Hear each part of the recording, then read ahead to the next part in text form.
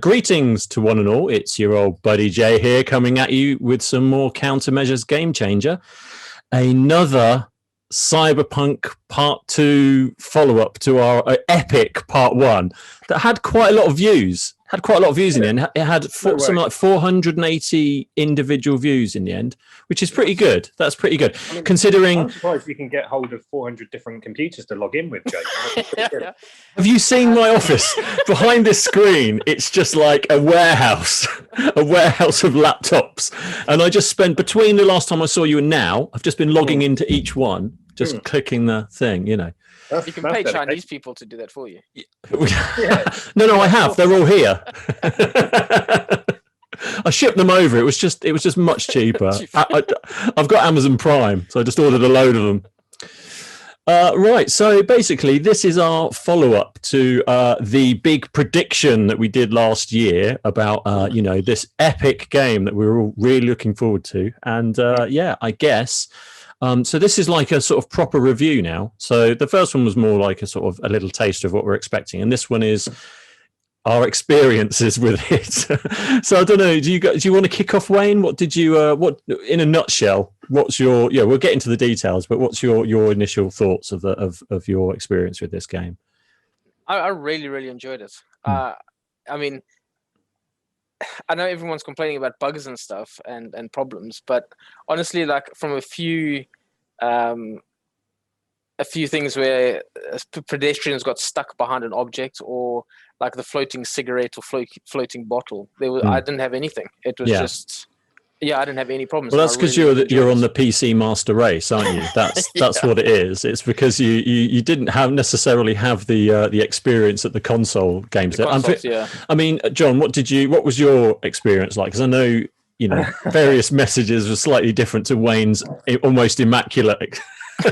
Well, having a launch Xbox One from 2013, I think it was. You can imagine it's a real graphical power. Okay. One of today's most common games. No, but to be fair, we all read all the kind of bumps that was in the news, and people complaining and all this kind of thing. I genuinely didn't think it was that bad. I mean, it didn't look amazing. I'm just playing, because I haven't played it. I hadn't played it when it came out. I'm just playing God of War on the PS4. That's amazing, yeah. And that looks visually stunning. Even by like the new standard. Yeah. I love that game. I love that game. Yeah, it's really good. I'm quite enjoying it. So it doesn't quite look as good as that, which is a bit disappointing, because you'd have thought sort of like towards the end of a life cycle of a console, where developers really started to eke out what they can get out of the GPU, the RAM, all those kind of things. There's been some really good stuff. Look at anything that Naughty Dog have done. Well, the end of the PS3, they came out with The Last of Us, and it was like it looked incredible. And then the PS4 one, they did an upgrade, but I mean, it's still that first version was immense, because they'd really learned everything they needed to learn through that generation, and then they were like, bang, here's how we're going out, But from a game point of view, with Cyberpunk, I was really excited by it. I was I haven't delved into Cyberpunk for a long time, and I'm a big fan of like that kind of mechanics and the scope and the setting and all those kind of things. And I've got to say, I really enjoyed it. I've sunk probably 70, 80 hours into it, which considering I've got 2 children that I've now neglected, is pretty good going. Yeah, but they'll understand when they're scarred for life. You'll be able to say, yeah, but Daddy was playing. When you employ them to log into different YouTube accounts, they'll understand the thing. I pay them in yen. It's okay. So, visually, it wasn't stunning, but I didn't think it was anywhere near as bad as what was being made out in the press. Yeah. I mean, I came across various bugs. I know you were pretty lucky there, Wayne, but myself, there was a couple of missions where something didn't happen where it was supposed to have happened, and then that just skewed it, so I had to go back. load. Yeah. You know, I had various things where I'd be driving along and there'd be people up here or there'd be like bits over there or some, you know. But again, you get that in, you know, even in the latest iteration of FIFA, you've got issues. There's things going on. So I guess that's it. People I mean, you know, gone are the days where what you have on the disc is the final version. You know, that's well out the window. Now you accept the fact that there are going to be updates. I know people complain about that, but I think it's good because they're constantly working to make it better. So they ship it when they're happy with it, and then they know that there's going to be development down the line. And especially with CD Projekt Red, I mean, they have a history of just constantly updating and changing their game and evolving it. And I think when you buy into a game like this, you accept the fact that that is an element that's going to happen. I guess, like for me, sorry, go on, John. No, I was just going to say for the review, it's almost like you can break it down into 2 or 3 different parts. Like one is sort of like, you know, did it live up graphically or visually, you know, to what I was expecting? Yeah. No, not quite. I had to go in and, you know, saw it online, you know, turn off some of those graphical settings, you know, sort of like the field of view and the movie grain and stuff, which I found really annoying. Yeah.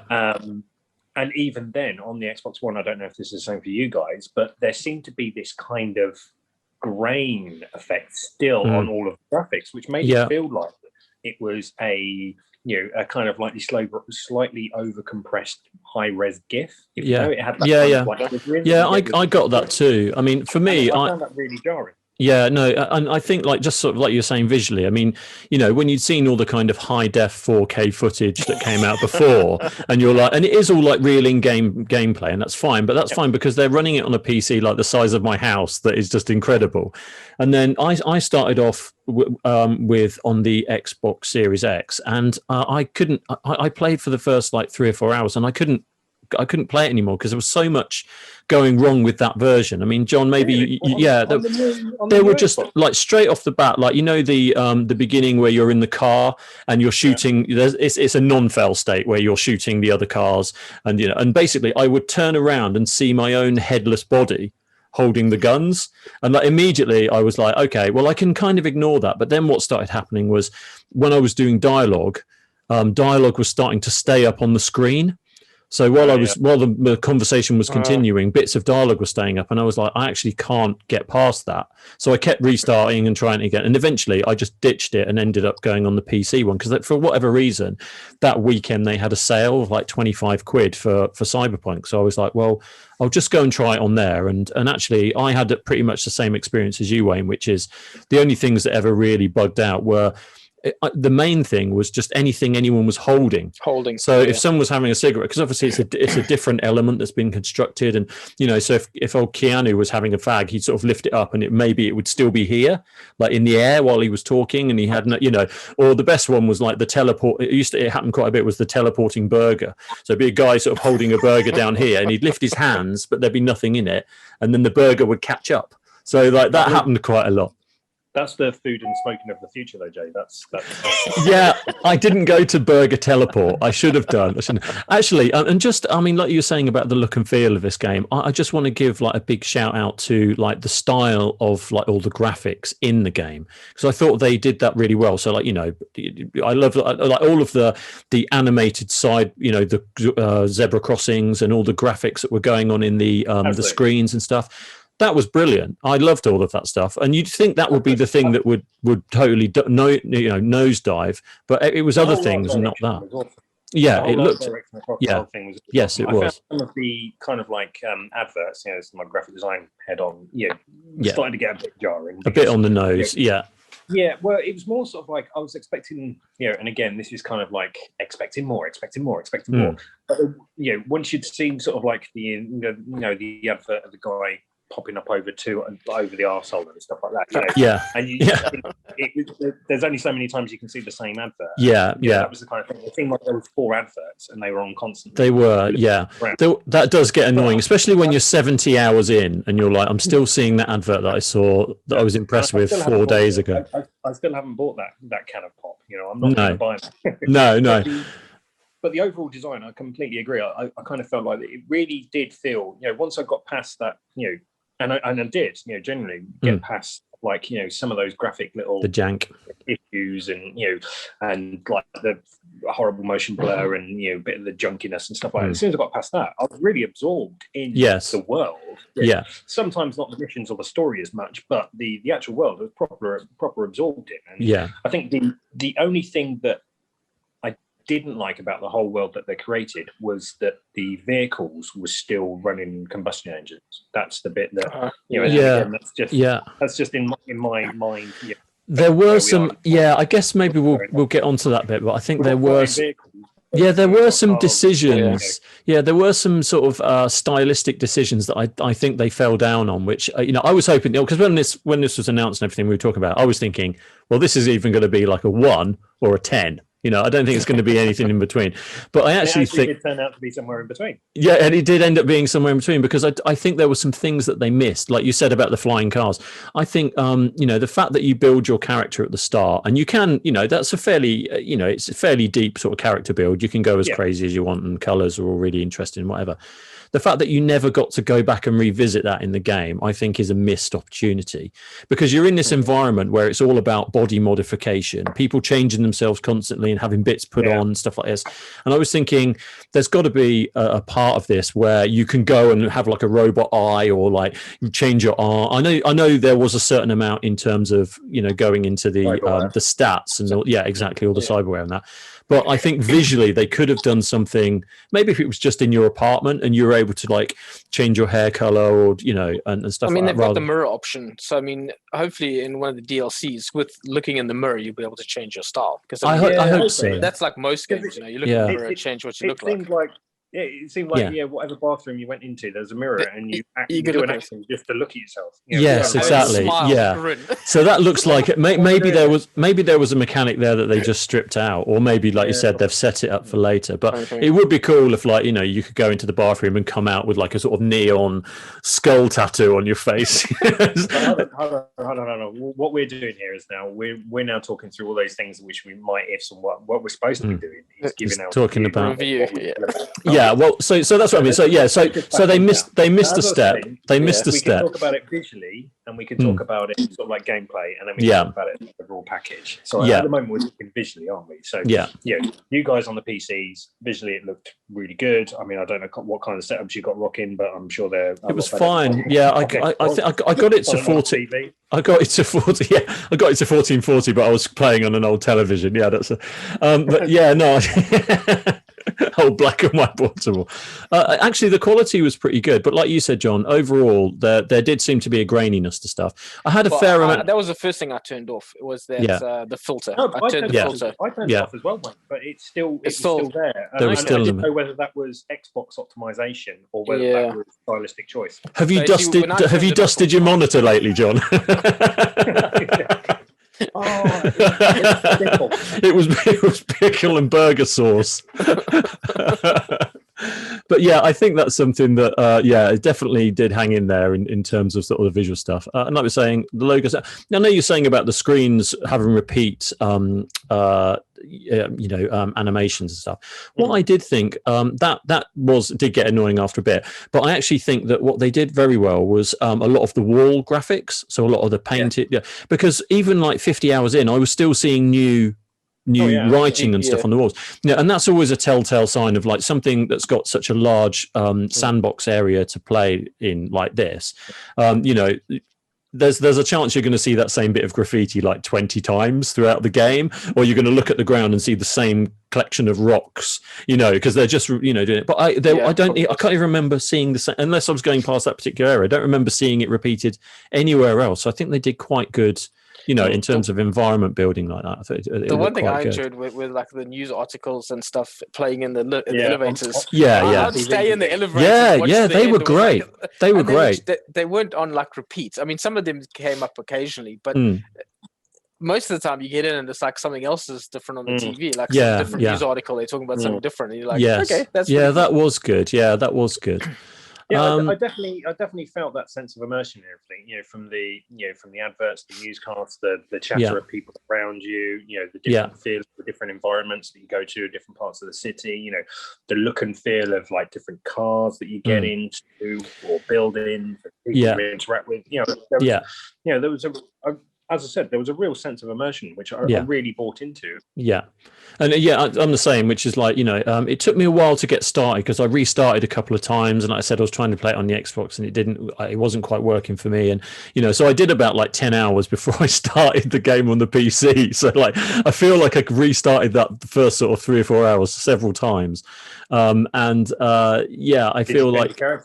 Did you go for a different character? You know what? Not really. No, thing is that sometimes I know you had all the character, you could change all the characteristics to make everyone look how you wanted, but I just ended up almost making him like the default V. So I played as a male character because I kind of, I don't know, a lot of the marketing stuff, and I thought my first playthrough I'd go through as that character, and then maybe the next one I'll do something totally off the wall, but I'm hoping to go back to it. Were you guys both thinking you might play it again? Because obviously you can.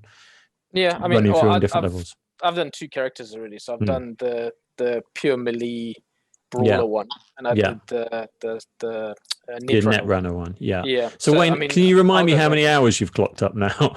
I don't know. Last time I checked, it was like 257. It might be more than that now, but that's insane. That's a lot of time. Yeah, the net running one. Think of the money. Think of the money to the cost to time ratio. That game is cost you about 2p an hour. I was going to say, that is good. I rarely play games for like 70, 80 hours, but I felt like that felt like a good progression through, through the story. I mean, should we talk about? It got a bit easy though. I found it got very easy towards the end, to a point where you're kind of like, oh, more people. Yeah. Okay. Bang dead. Yeah. Okay. That was one of the points I was going to raise. I found like when I started off, I wasn't as powerful as I felt I should be. With the cyberware stuff, you thought you might have a little bit more, and I really wanted the mantis arms and all that kind of thing. Yeah. And then, like towards the end of the campaign, like doing on some of those side missions, the one particularly that I remember is that you got to go and get this particular car from this like stronghold from this gang or whatever. I can't remember. Yeah, I know which one you mean. But they were. When I tried it kind of relatively early on, I was just getting my ass handed to me, even though I thought I was pretty tough. But then towards the end, I just went back there, and because I had this sniper rifle that did like about 20,000 damage or something stupid like that, bang bang, and I got the car, and it was just too. So it's either too hard or too easy. Yeah, the balance wasn't quite right there. But I guess sometimes, only sometimes. I don't want to like really knock them, because I think they've done even though of all the bad stuff that we've said so far, they've done an amazing job with that. Yeah. And just the sheer testament that you've done like 70 odd 80 hours, I've done like 70 odd 80 hours. Wayne's done like about 6 months. Worth Wayne's actually morphed into the game and is he's plugged in now. He's playing now. I know he's playing it now. We're actually talking to the avatar at the moment. Yeah, exactly. Yeah, he's sort of done a whole lawnmower man and just zoomed into his computer. But I just talk. Sorry, mate. Sorry, I'm clearly too old. I remember when that film came out in the cinema. It was CGI at its best. So talking about the missions for a second, I do think like the main missions were very good. I thought a lot of the side missions were equally as good. So they were well written and well, voice acted. There were 2 big chunks of missions that I didn't like in this at all. And the first one is any of the melee fights. So where you have to fight other people. It was just terrible. And the other thing is the grind to get all the cars. Because there's I didn't do it either. I got about a third of them, and I was like, and then the next car was like going to take me something like 6 months to get that money to go, and I was just like, this just seems that bit seems so imbalanced.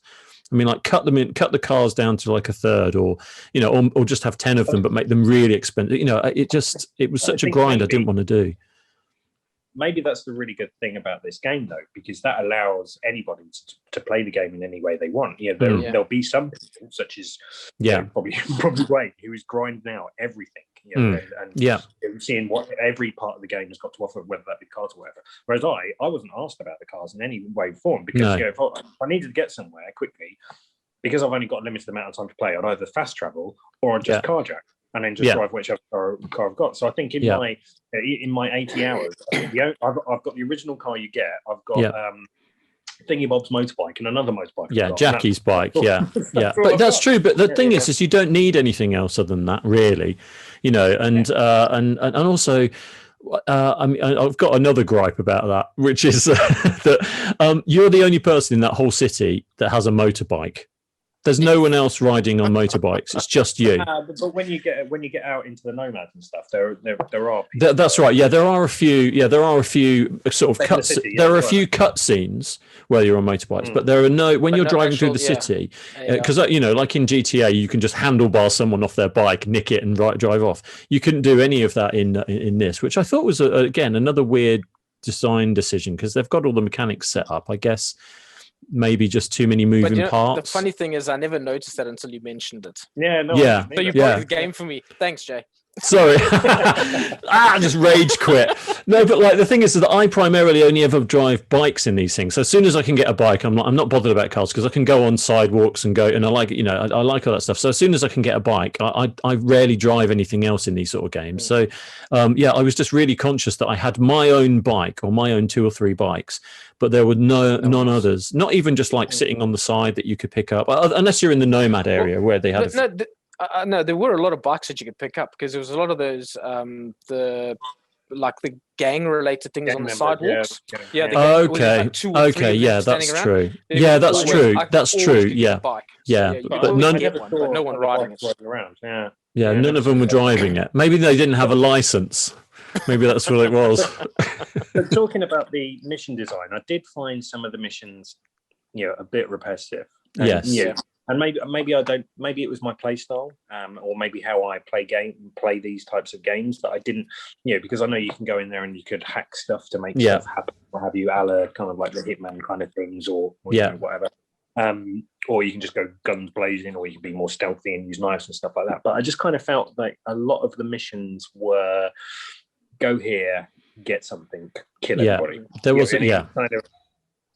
And I don't know what the answer is. You know, I'm not a game designer. You know, I don't know whether I could come up with any better, you know, suggestions for that kind of city.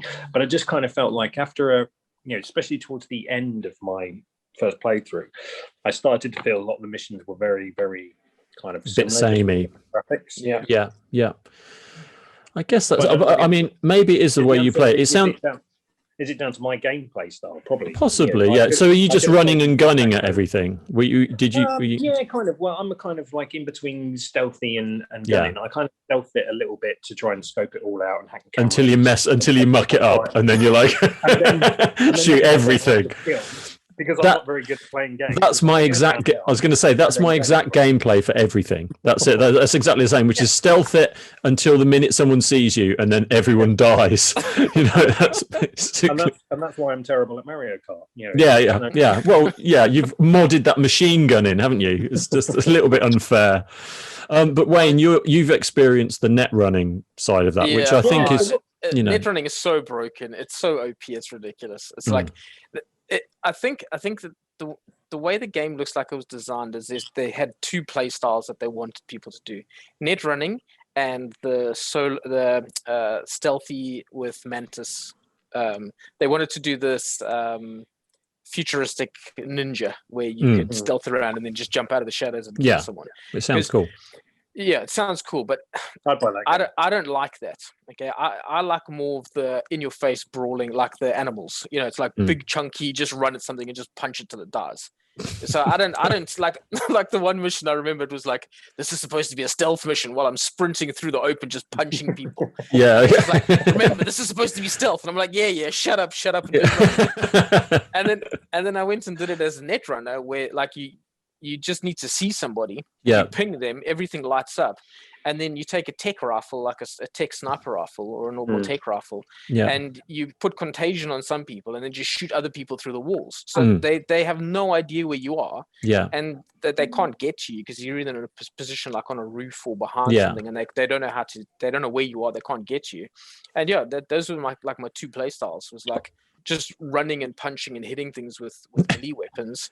Or hiding behind, way back out of the mission area and just killing everything. Thing is, I think that kind of stealth approach of like shooting the because there are the rifles that shoot through the walls and everything. I think that for me that's fun for a bit, for a few missions maybe, but I think like repeating that process every time gets a little bit boring. I'd much and also to go into these sort of environments where you've got missions to complete. If you've just shot everyone through the wall, then you're just walking through dead bodies to pick up whatever you loot. And I feel like I feel like that's kind of loses a bit of the kind of tension, if you like, you know, yeah, so I don't know, like you said, I think that's probably why I always sort of default more to a sort of stealthy / sort of shooting version rather than, approach rather than the Netrunner one. But I still would like to do it because some of them look really cool where you could like hack terminals and change the environment in order to kind of, but then part of me thinks like, I could spend 20 minutes doing that, or I could spend 2 minutes just going in and shooting everyone,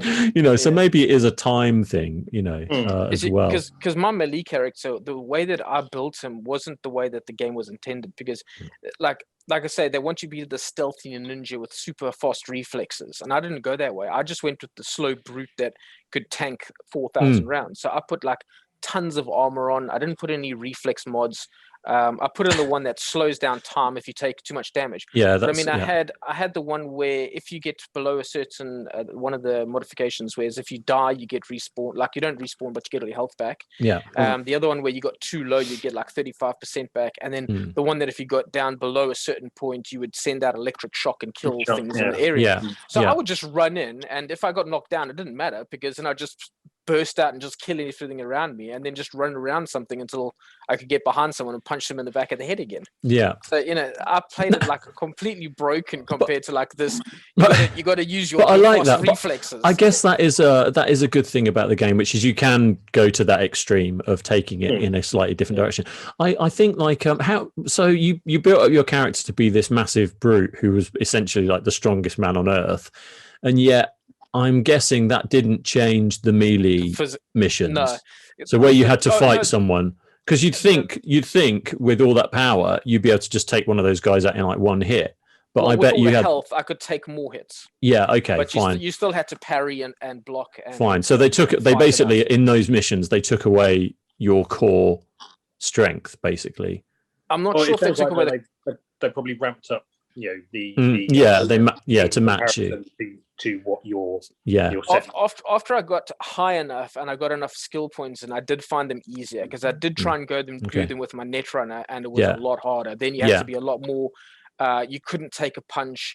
I mean, with my melee guy, when I did the last, because that's like a chain, that's like a quest chain. I don't know if you know that's what a quest chain that you get to the end where you fight like some ultimate boxer. Yeah. And I didn't get that. I didn't do that. No. But I mean, I literally just pounded him into a corner and just kept pounding away at him until he lost all his health. He didn't hit me once. When I did it with my, I couldn't beat him. I couldn't beat him. No, you see, like with my character, because I put everything into health and everything into melee and stuff. I was hitting faster and I was hitting harder, and I just kept stunning him, like giving him the your when you hold it down and you give him a super shot.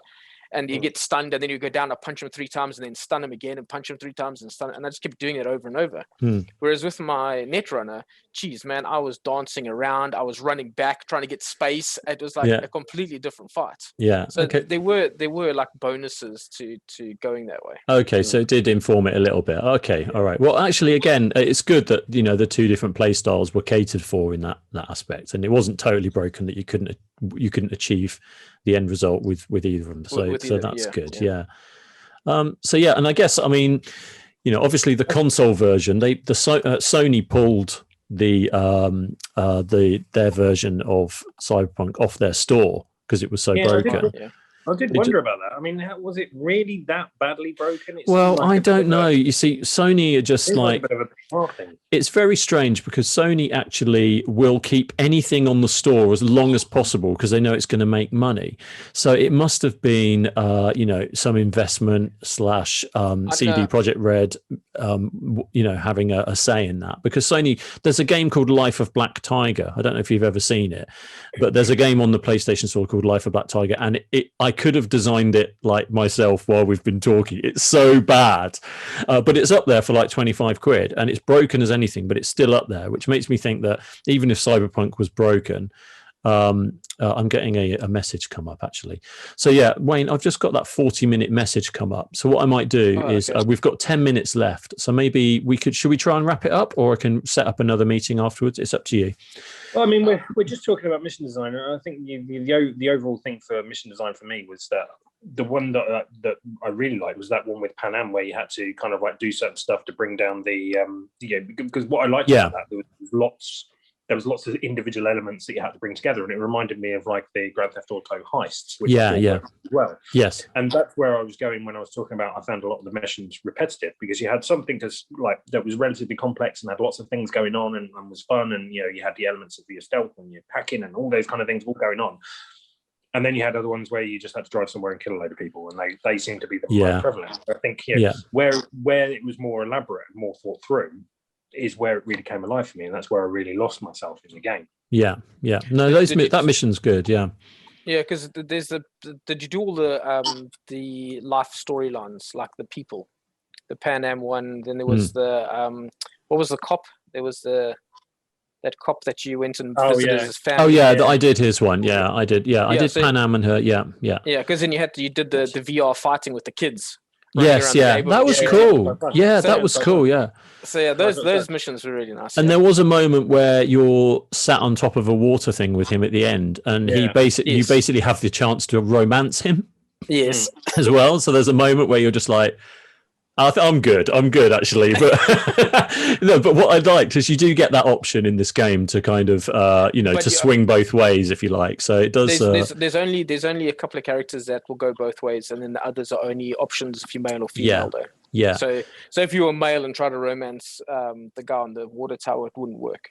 Right. Oh no, but I was male, and it was I was still getting the option. Oh, okay. Yeah, because everything the whole way we were like buddy cops the whole way through that, and I liked his story as well. So like so I got the option. He turned you down, didn't he? He would turn you down. He won't call me. He won't call. No, but I also just talking about characters that sort of NPCs that go along with you in this game. I really liked I can't even remember her name now, even though I spent hours in it. The girl hacker, the girl. What's her name? What's her name? Not Bug. What's it? The one that dies. No, no, not her. It's the one that, spoilers, at the end she goes off to live in like Montreal or something. Oh yeah. You know who I mean? It's the young girl with the bobbed hair and all the tats, and I thought she was great. And again, like her and a lot of the characters were really well voice acted. All that stuff was brilliant, and and I liked all her side missions and everything. She had like some really good stories, like where you're trying to find the girl that was killed, and it's almost becomes like a sort of detective game in that like you're going around trying to piece these things together. I liked that part of it. That was cool. Did you go diving? I did go diving. Yeah, that was cool. Yeah, cool, and I want to go back, and I want to go and search that area, go and dive. I haven't, but I want to go and dive around that town. I bet there's stuff hidden all over this place that that, because I saw an article a few weeks ago where they were saying that like some guy that's put even more hours in this than you, Wayne, was still finding things on rooftops that you couldn't reach in the game. But if there were ways to sort of break it to get to it, there were items on rooftops. That's one thing I liked about the game is it wasn't just ground level. You could scale buildings and get into places that, like, a mission would happen and it would be like, you need to get through this door, and I'm like, okay, but I don't have the strength, or because when I was playing my melee character, I didn't even have the net running brain implant, so I literally couldn't see cameras, I couldn't do anything. And I was like, okay, well, I'm too weak to open this door still, and I can't hack it. So I'll just go and like jump around buildings, like jump on an air conditioner, pull myself up on that, pull myself up on an awning, get up higher and higher and higher, and then just jump onto the roof, and then be like, oh, the roof door's open, and then go down the stairs instead of going to the bottom and going up. Yeah. So like the verticality in that game is you can go in like a lot of buildings from the top, and But I like the fact that in a way like that, whether it's intentional or not, it also caters for people that want to kind of do that, because there are a lot of people that play games, but then they want to break it. So it's like, if you're playing Mario, run left straight away and try and hack through the game. And, and it sort of does allow you to do that. If you've got certain skills like the double jump, like you're saying, that gives you the boosters. And there's one ending where you get jet boots, so I'm sure that at some point you'll end up with those being able to go onto other parts of the building and stuff. So, in the buildings, which I think, again, is another element of the game that no one was really expecting. Now you guys are making me remember a lot of the missions, like the different missions. So I'm going to retract my statement saying that I found a lot of the missions really safe. Well, you were talking about the side missions. I think the side missions are a lot of sort of fetch quests, So can I ask the most important question of all, which is, did Keanu pull it off? Because that was my only reservation about the game, was that and I rewatched our first epic run through, and my only reservation in that game was that I thought Keanu might be popping up every now and again and annoying me and taking me out of the experience, and actually I think that it was the opposite. I think he did a brilliant job, and I really enjoyed all of the interactions with him. So what did you guys think about that? Was he did he do it? Well, for me, it was fun. For me, I didn't mind at all. In the one playthrough, I did it completely the opposite, where I just smashed everything he said. It was like, no, go away, I don't like you. Back off. And then the other one, I fully embraced him. So I did both ways. And it was good. Well, I mean, from the beginning, I didn't think it was going to break my immersion, but it didn't do it. Well, you called it, Wayne, with the his ult, because you said, didn't you, I bet we're looking for his girlfriend, and and then obviously it kind of gets that point where it's like, she's in the stratosphere somewhere or whatever. But I thought he did do a very good job with the acting, and I liked. Did you, John? Did you ever play? Was it Batman Arkham Knight, where the Joker's dead? But he comes up every now and again, and I really like that mechanic where you'd be swinging through the streets, swinging through the buildings. You'd hop up in a building, and he'd just be sort of sitting there, twiddling his thumbs, and he'd say something, and so he'd pop in now. And I think they did that really well with this game as well, where you'd finish a mission, or maybe you'd be halfway through a mission, and Keanu would just be like sitting, like strumming a guitar or something, or just and I thought that was great. I really enjoyed all of those interactions. I think I'm going to be slightly controversial here then, because I found it fine in the main. I thought that there wasn't enough explanation or reason of why Johnny Silverhands was so still famous 50 odd years so later. I know he blew up in the Sarcasm, and I know his music was relatively prevalent, but it didn't really come across to me that he was this amazing kind of like super charismatic hero that was fighting the power for the day. There was And the thing that I started to resent was towards the end of the game, where we are starting to get quite powerful, and we could take on different missions and finding all these different things and stuff like that. I wanted to do more of that, but I often felt like every half hour or so I'd be having a relic meltdown, and I'd have that happened a lot. Go and get the thing done, where really what I wanted to do is, because I'd spent so much time with the V character that I created, and I wanted to go and experience more of what Night City had and some of those other missions that I had kind of left, or whatever it may be. I kept on being forced not to, because this Johnny Silverhand was breaking my head. You can't see my Cyberpunk t-shirt. Sure. Which I was really chuffed about. I thought, I'll get that. And then realised that I just sit like this, so no one can see anything. And also, you're thinking, CD Red, they've only made like couple of 100 million off this. I'll give them another 12 quid. I'll pay you 12 quid for a I'm not sure if it's a knockoff, and it just sort of says, tradesman's entrance at rear or something. Cyber twat. Exactly. Yeah, I keep getting every time I go and buy sushi. I keep getting pointed at, so I don't know what it means. But so okay, where did we get to? So we got to. We were talking slightly mission. We were talking about the mission. We kind of covered like graphically. Yeah, it wasn't as bad as everyone made out on on the older consoles, although it wasn't as good as the good games. And on PC, the main, it was fine. Yeah, there were some bugs, but it wasn't like breaking enough. None of us really met any super game breaking. I mean, you can see online some of the examples that people have been going through of, like, people, cutscenes being all over the place with the eyes bulging out and doing all that stuff. And I think there's probably a lot of that going around, but again, I have faith in CD Projekt Red, and I know that they'll fix that stuff. It's sad that those people had that experiences, but I didn't have that experience. And John, even running yours on an early sort of Xbox One, like you said, there wasn't anything that really stopped you from enjoing that immersive experience. No. If anything, I was kind of looking for some craziness at some points. I was like, there were a few cars flipped over me when I was driving and stuff like that just come out of nowhere. There were a few of those, but I didn't have anything that, like, any of the like the mechanics, weren't doing anything too crazy that really happened. But I know some people have experienced it. So we left it at the Keanu Reeves. Yeah, and I thought he was okay. Yeah, it was fine, but I found it annoying towards the end of the game because I wanted to do a bit more exploring without my relic always breaking down. Yeah, the relic thing was that I feel like they used that as a little bit of a kind of, we're not sure where we can go after this mission, so we'll just have him fall over and black out, and then you're awake in another part of the city. And that happened, fair enough, 2 or 3 times, but it happens like about 20 times, and I think like they used it a little bit too much. I like the fact that it was a constant thing that was going on, but at the same time, in a way to get you from one place to another, they could have done something a bit different, maybe. In the main stories they did that, but I found that, like, when I was running around doing side missions, it didn't happen. No, it was only within the main storyline. Yeah. No, I did towards the end. So, like, I was going off on some side missions, and then all of a sudden it would all, do the whole kind of blurry thing and shake, and you go down, and then there'll be.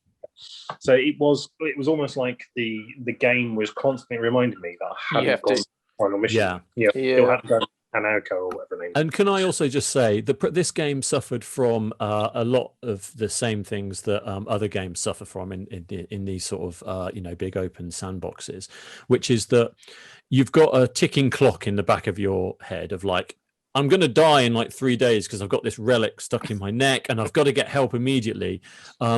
I think I'm going to go and buy a car.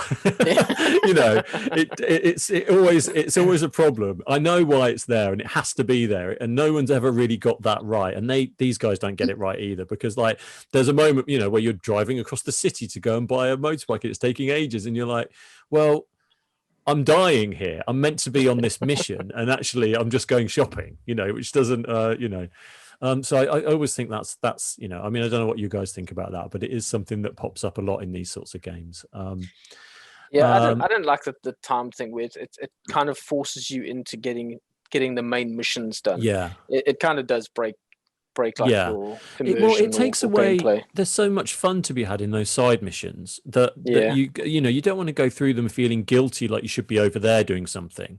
You want to be feeling like, even though you're doing the side missions, it's progressing you. So, and I felt like, and actually, even though there is a ticking clock, it doesn't matter, because you can take 50 hours, 80 hours, or 250 hours, and it's still the same. It's not like you're just going to, if there was an actual clock in the corner of your screen while you're playing, it would be different. But actually, the kind of the pressure is, I think maybe what I was hoping was that, yes, I was being pointed by a game to go and finish this, to do the ending, and I've done 3 or 4 of the different endings, but I was hoping that after doing that and resolving the relic situation, whether that be you dying and going spoil it, whatever, I was hoping in the spoiler section. I was hoping that I would at least have the opportunity to have my character at the levels and some of the kit, and to then go back into Night City and carry on. New game plus, and I don't know whether you can do that. Maybe I need to go back in and do some more, but no, it doesn't seem like I can do that. It seems like that is so. And you've got the kind of, like, a couple of them have got an end mission, haven't they, where you do after you whatever, and then that's kind of like the end of the game. And I was really hoping that once we'd resolved whatever it is resolving, I could then go in and I was surprised that wasn't the case, because like most games, when like Red Dead, when you finish it, you can go back and do all the other stuff, and your story's finished, but you can continue it on, because I'd like to play more Cyberpunk, yeah, but I'm not sure if I've got it in me to replay the main storyline again and do a lot of those things, even if I choose a different like style or character or whatever it may be. I just kind of want to go off and play around, and I know I can do that, but I'm going to be starting without any of the whatever you do, your end point will always be just before you go into the restaurant to meet the sister. That will always be the point that you come back to, and then it will just go through the ending sequence again. So in that respect, you can go around doing that, but you will always have that ticking clock, and you'll always have that going on, which is like. Give us some post-game stuff. Maybe there'll be some DLC that will take that forward. But... The thing is how did they take it forward though? Because you've got your different endings where you've got different outcomes. So how do you move the story forward? You can't. It'd be a completely new character. It'd have to be a completely new character. Maybe picking up on one of the side, a bit like what they did in GTA 4 and what have you, where they had the biker gang.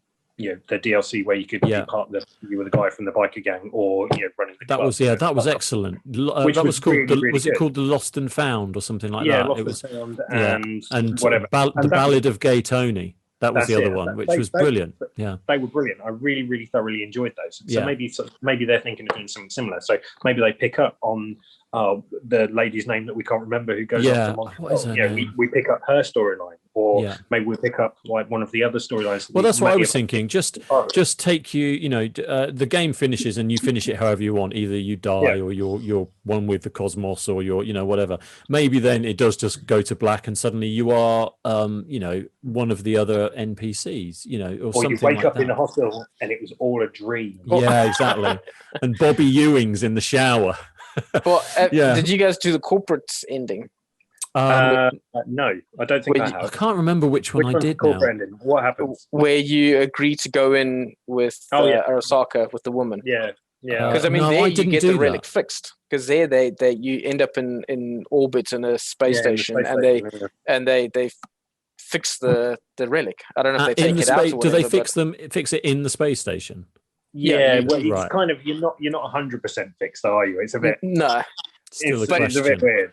Yeah, but they put you through like a psychological I wouldn't say experiment, but basically like they're trying to psychologically reprogram you.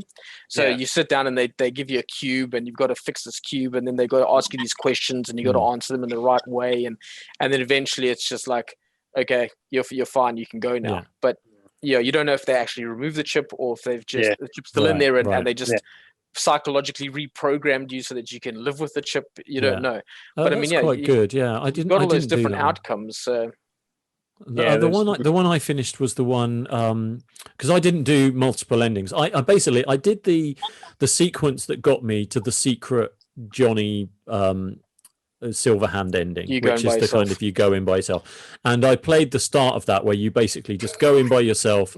And John, did you do that one? Because it's basically it's like a hidden fourth mission where much earlier on, like about 10 hours before this mission, you have a conversation with Johnny in the oil fields, and you have to answer it in a specific way in order to unlock the ending. Right. I probably told him to stop being such an arsehole. I think if you basically say yes to him the whole time, eventually, and you've got your percentage up with him in terms of friendship or whatever in your your game progress, then it allows you to basically go in. When you're on the rooftop talking to him and he gives you the three options, if you literally leave it for 5 minutes, eventually he just says, or there's another option where I take over and we go in just me. So he takes you over, and then that is right, Ryan, isn't he? He takes you over. He doesn't take you over. He doesn't you take say you over. You want to go in by yourself. You decide to go in by yourself, So you just go in on the ground floor by yourself, and then it's like you basically knock at the front door and say, it's like a horde mode. And it's like a horde mode where you just have to kill as many people as possible. And it's so hard. I got stuck on that bit for a couple of hours, and I was like, this is spoiling the end because it's so difficult. So I'm not powered up. I'm not leveled up enough for this. So I backed out, and then I did the one where you get the jet boots, so the one where you go in with Rogue.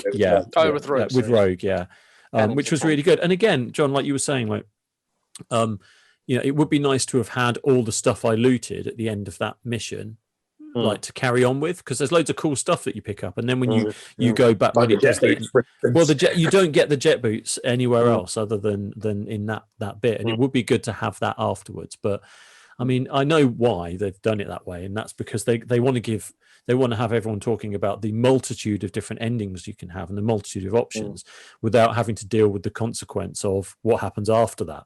Because it's impossible for them to do that, unless or you have all of these options and then it comes down to press the red button and everyone ends in the same place, which is like Mass Effect 3, which, didn't go down particularly well. So, yeah, but even so, I mean, it still was overall, I still think that, the story was good. If you just mainlined the story, I think it was a good story, I think, and I like the story of, and I especially think, a bit they missed. Again, we keep talking about things that they didn't do, but I would have liked to have spent more time with Jackie, because he was such a good character, and they kill him off in like the first couple of hours of the game, more or less. Yeah, I was trying to understand why they made that decision to get rid of Jackie so early.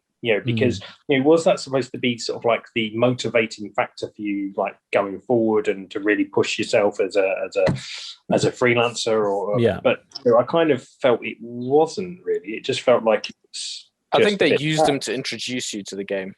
That's he's basically the tutorial, isn't he? Yeah, he's sort of just showing. I'd have preferred to have done a load of the missions with him rather than some of the characters that you end up having to do it with. It did seem strange that he died. I thought, like, when he was injured and everything and whatever, I thought that I thought he was going to survive the car journey. I thought he was going to get driven off by by Della, whatever his name is, Delamain.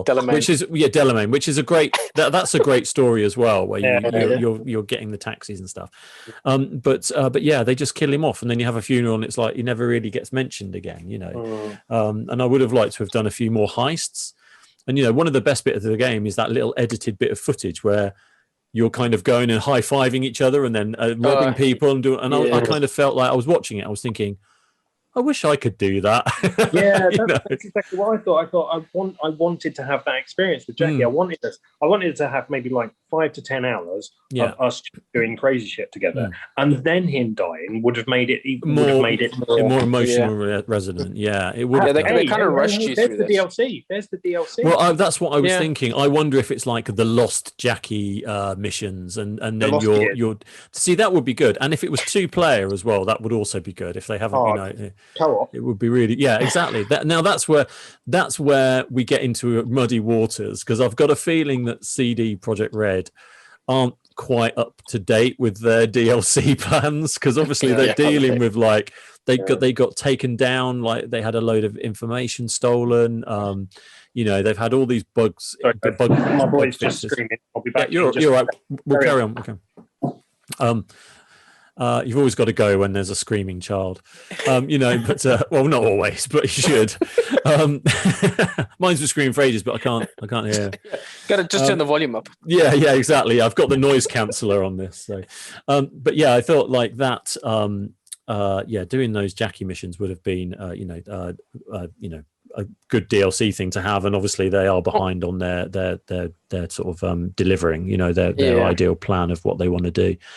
Because they missed out on a whole section of the story there. Because I mean, if you think about it, depending on what starting you took, it ended up where either you've known Jackie for years, or you've just met him on the streets. Yes. And then, like you say, you run through that cutscene sequence where suddenly now you start, and with the corporate one, you had a corporate apartment, and you were all like decked out, and everything was nice and pretty, and then suddenly you lose everything, and then you have that cutscene, and now you've got this apartment.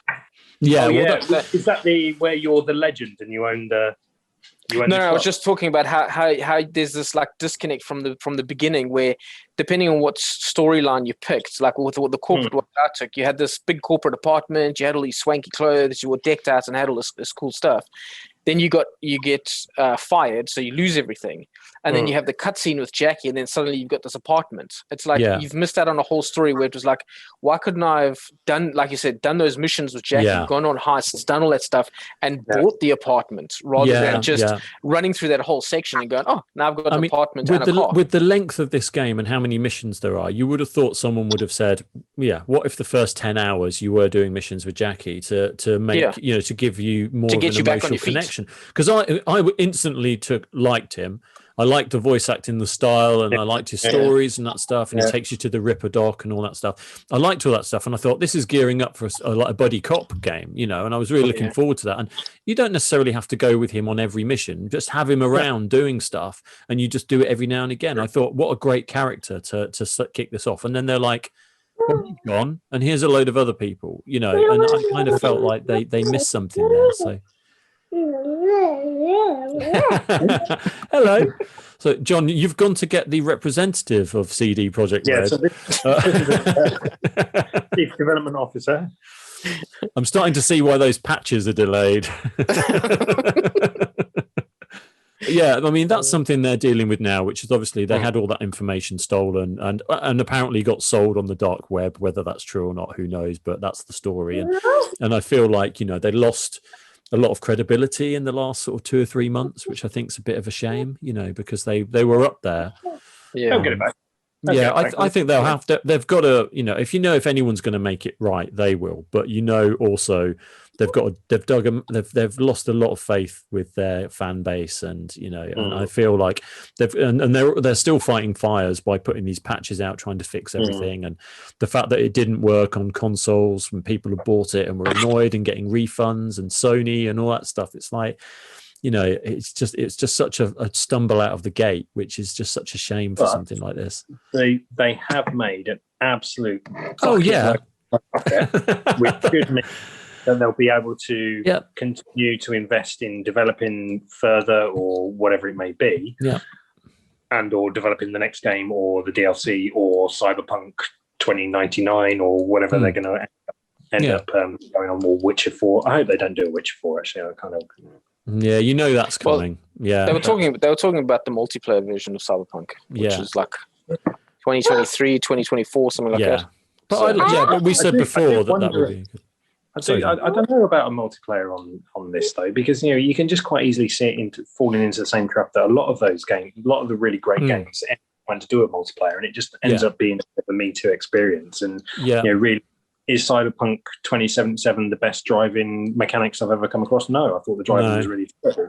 Is it the best shooting mechanics? It's pretty good, but it's not the best shooting mechanics I've ever done. But, apparently it's supposed to be a completely different game, though. It's not based on what the 2077 if it's in the world, but it's something else. Something else, I'm kind of like leaning towards what you said before, John, which is that if it was a kind of throwback to the old Dungeon Master style thing where you could create your own games and other people could come in and do it, and that would be something that would be very cool. So like the recent Resident Evil 2 had a thing tagged onto it where you were like the mastermind setting up all these traps, and then 4 players could go through and had various tasks but had to dodge the GTA trap. 5 is essentially done, isn't it?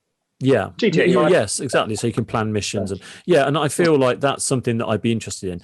I'm not sure if I just want another shooter. I don't know if I want to, if I really want that, but they've got the potential to do something really fun with it. So, and also, can I say something that I never ever talk about, and we didn't really touch on the first time around we did this, is that we're not doctors, Jay. You should really speak to a doctor about it, mate. To be honest, I have, and now I've come to the only place that has the answers, and that's the internet. But no, I was going to say, I thought the soundtrack in this game was awesome. The music was really, really good. I like the, I usually what happens is if I'm playing like GTA, I immediately just turn off the radio because it bothers me. But I know it's sacrilege. I know it's sacrilege, but I can't stand like some guy talking on the radio while I'm driving around. It drives me crazy. But the Mexican channel. All right, some of that's okay, but I thought with this that I really liked the soundtrack. I like the, they had like proper custom tracks made for this, which I thought was really, really, really good. But I agree, I quite enjoyed it. But all I would say is the music of the future some kind of like throwback indie punk? No, not really. I mean, I had it on the kind of techno channel most of the time, so it was just like proper, like, but like the samurai band, and all the people that follow that, it's kind of like it is a bit cringy where they're all rocking out. Did you, John? Did you put the band together? Did you get the band back together? Yeah. Did you do that as well, Wayne? Where you get the band together? I didn't know. Oh, okay, that's good because I'd love to see Wayne's tank. I want to see that tank character, like ding ding ding ding. Yeah, because they do a proper concert. You basically revisit all the old members of your band. Yeah, I was doing Kerry's missions, but I never finished Kerry's missions where you put the band back together. Yeah, finish that because it's good. You get everyone back together, and then you end up playing in in a venue, and you do a proper. And basically, you just before the gig, you basically take your psychotropic pills, and you turn into Johnny. And we've lost John. And hold on, I'll get you back. There's a nappy change happening, so we've just blanked out. There we go. So you become Johnny, and then you do a gig, and you get and then you boost your sort of friendship with him and everything. But that was really good. That was one of the side missions. I thought it was going to be one or two things, but it just kept going. So and you get his guitar and all that sort of stuff. So like you get to see all that stuff. So okay. Yeah, because I did the ending where Johnny takes over your body. Yeah, and you got that guitar stuff. Yeah. No, I haven't. I didn't do that one. How cheesy was that real end though? How cheesy was it? Oh, yeah. So what? So tell me, you've forgotten this. Yeah. Have I? What was that? So tell me what happens in that bit because I didn't do that one. I didn't. There's the mission where, at the ending, you become John. When you're old, you get the option. You're on the bridge, so you can choose. Yeah. Johnny goes or you go. You ultimately wake up in a motel, and you're Johnny. I don't know how long you've been there or whatever, but you go outside. There's a kind of like a kid that you know quite well who really likes you, really likes his music, he's trying to learn guitar, and you're talking to him, and then he takes you for a drive, and you go to the graveyard where your V character is buried. Right. Where your V character is buried, and he does a little thing like that, and then before then he goes to a guitar shop and you buy a guitar and what have you, and that's got a whole little thing going on. And then after the grave site, there's the bus. He goes, "Oh, you're going to miss your bus, Johnny." So Johnny goes and gets on the bus, and he's left the guitar in the kid's car. And the bus is just about to drive, and you can see out the window. Johnny sits down. He's like, also like, "Whoa, yeah, I'm super cool, but I'm tired, and I'm going to leave the city behind me, and I've got a bag." Blah blah blah, and then you just see out the bus window this kid carrying a guitar, going, Johnny, you forgot your guitar. He's like, did I?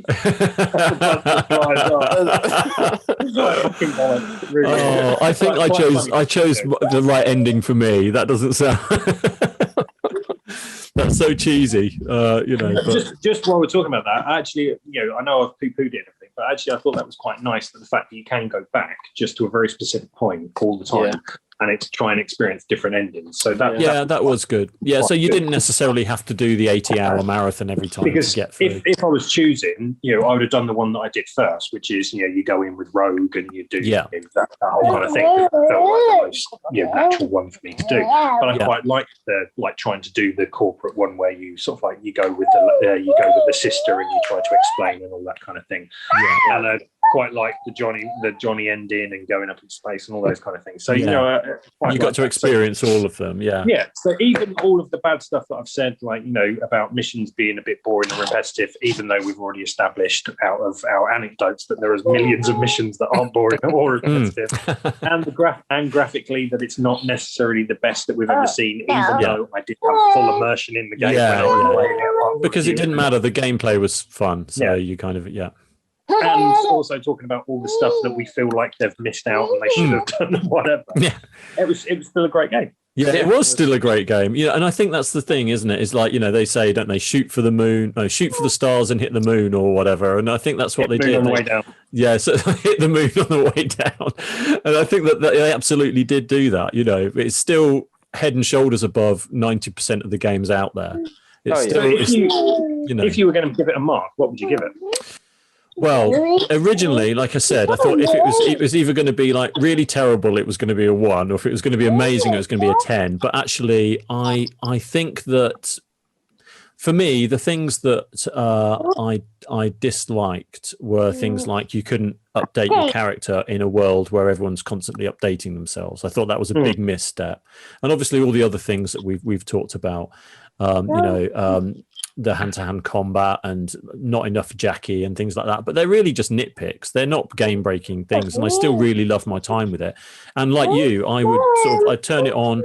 I knew exactly where I was. I wasn't lost in the environment. Like some games you go back to and you're like, what was I doing again? And the control systems were very simple and straightforward, so you never lost. I mean, I did this all on a controller and never lost my body recognizing what buttons did what, going back to it each time didn't change. I didn't have to think, what does R1 do again, and all that stuff. So I feel in terms of that experience and the story I really loved, I would give it an 8 out of 10, I think. 8 out of 10? Yeah, because I was going to say 8. Yeah, I think 8, because I really wanted to give it a 10, but it's definitely not a 10. And I also think compared to a lot of other games, it's like a 20, I mean, it's up there. But I think because these guys have done so much great work in the past, you have to hold them up to a higher standard. And I think I expected more out of this, and I got an experience, but it didn't like blow my mind. I enjoyed it, but it didn't. I was waiting for it to do something it didn't quite reach. So I think for that, I give it an 8. I mean, what do you think, Wayne? What do you think? 8? Yeah, I'd say like an 8 or a 9. I mean, an 8 because, like I said, there is some stuff that I could nitpick about where, I would have liked more cybernetics. I would have liked a bigger range of gameplay rather than just the Ninja Warrior or the Netrunner. Yeah.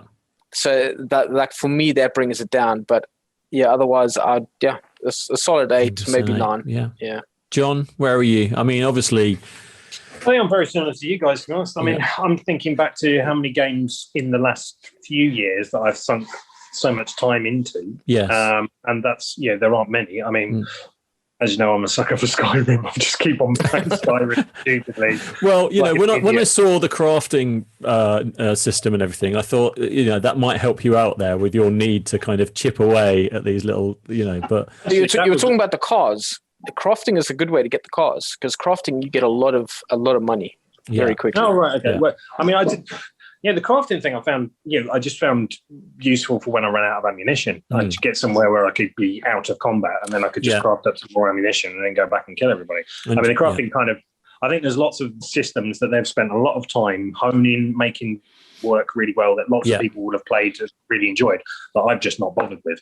So I think from my viewpoint about how I played the game, I'm going to give it a really solid 8. I thought it was, I've had a great time, every night since I've got it, up until only a few weeks ago. I was doing like a good couple of hours each night, after kids had gone to bed and stuff like that. And that's what I wanted to do. And I think that for me, that's a sign that it's a good game, because it's, I want to do that over watching the show that we're watching at the moment, or doing something, or whatever it may be. I think definitely solid. I think that's also down to the writing. I think like the writing of this game was really good. I think like, the dialogue and everything, nothing, I mean, other than the bit you just told me, John, about did I leave my guitar? Like, did I? And all that stuff. I thought that like a lot to be fair, I can't remember whether he says, did I? No, it was something like that. Yeah. Very much like that. I think like I did think a lot of the dialogue options, and the fact that we haven't really talked about the way that you could sort of steer the conversations and stuff like that. And while it didn't have a massive effect, it did have an effect on your relationships with people, and I like that. I think they did that really well. So I do think that for me, if you get that right, which I think is the hardest bit, making it look nice, fine, all that stuff. But if you get the writing right and those stories right, then I think that goes a long way for me anyway. It being a success.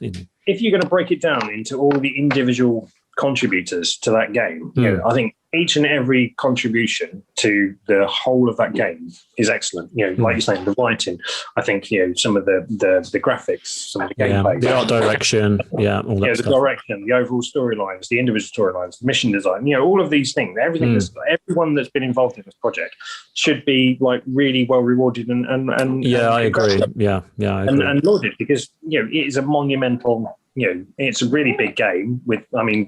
Between us, we've done like nearly 400 hours between us. Yeah. Admittedly, 390 of those hours. Yeah, my 80 hours, 70 of those were me just restarting.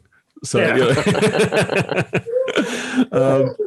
well, chaps, I think we're probably coming to the end of our wonderful wrap-up podcast. So, thanks very much for coming on and discussing what's essentially I don't feel we've actually achieved anything though. We have. We've basically said we were kind of right about everything we said, but we weren't. The game's brilliant, but it's not as good as we hoped it was. But it was still really, really good. I would still recommend anyone play it. If anyone gets the opportunity. Are you going to play it again?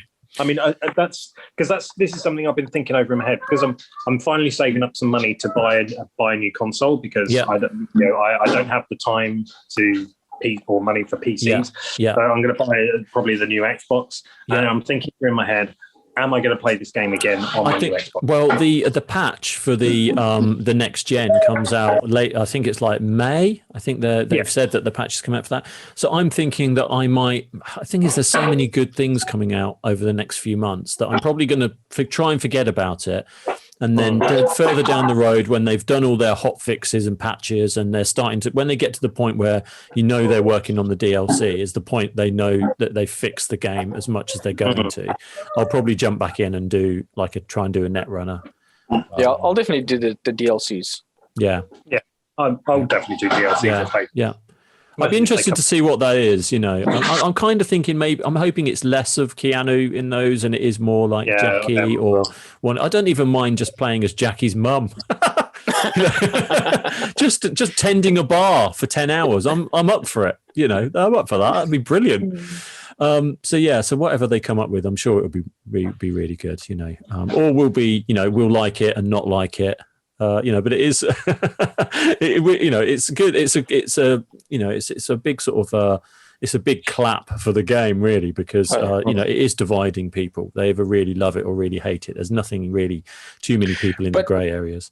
I don't know. I guess the one thing I still laugh about is there's people that were tweeting and messaging like, I refunded the game on I think it was Microsoft. I refunded in the game store, but how dare they delete the game from my console? And it's kind of like, hold on, you want your money back, but you still want to play the game? Yeah. What's going on with that? It's just like, Well, I don't understand the hate. I don't understand the hate towards it. No. Everyone involved in that project has worked on it for years, and they've really tried their best in lots of different challenging conditions.